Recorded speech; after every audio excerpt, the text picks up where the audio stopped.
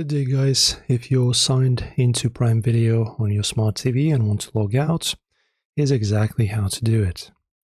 So firstly, of course, open up your Prime Video on your smart TV and once it loads, go to the left side menu. You'll see options like Search, Home and Settings, and then use your remote to scroll down and select Settings.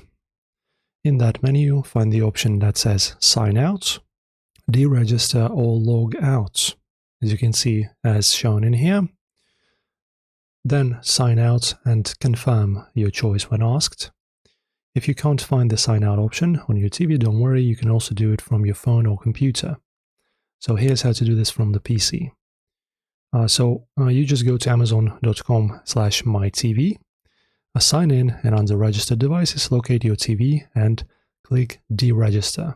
So you go to devices and then you go Prime Video, and then you press on deregister as shown in here. And that's it, you're now logged out of your Amazon Prime Video on your smart TV. If this helped you out, don't forget to like and subscribe, and check out our other quick smart TV tutorials.